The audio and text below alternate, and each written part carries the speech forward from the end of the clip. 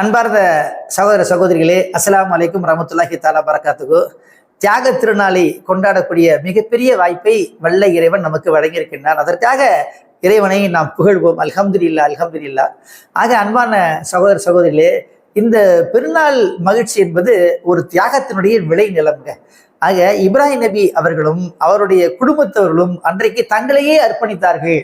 ஆக அந்த அர்ப்பணிப்பதனுடைய ஒரு கட்டமாக தான் இந்த ஹஜ்ஜி பயணம் நிகழ்கிறது. அந்த ஹஜ்ஜி பயணத்தினுடைய ஒரு ஒரு ஒரு பகுதியாக தான் இந்த பெருநாள் இருக்கிறது என்பதை நாம் பார்க்கின்றோம். ஆக இந்த நேரத்திலே அந்த தியாகத்தினுடைய முன்மாதிரியாக இருக்கக்கூடிய இப்ராஹிம் நபி அலைஹிஸ்ஸலாத்து வஸ்ஸலாம் அவர்களை நினைத்து பார்க்க வேண்டும். அவங்ககிட்ட பார்த்தீங்கன்னா 2 அற்புதமான குணம் இருந்துச்சுங்க. ஒன்று, ஷிர்கில் இருந்து முழுமையாக இணை வைப்பிலிருந்து அவர்கள் விலகியிருந்தார்கள். இது ஒன்று. 2வது, இறைவனையே சார்ந்திருந்தார்கள். ஆக தியாக திருநாளை கொண்டாடக்கூடிய நாம் இணை வைப்பிலிருந்து முற்றிலுமாக விலகி இருக்க வேண்டும்.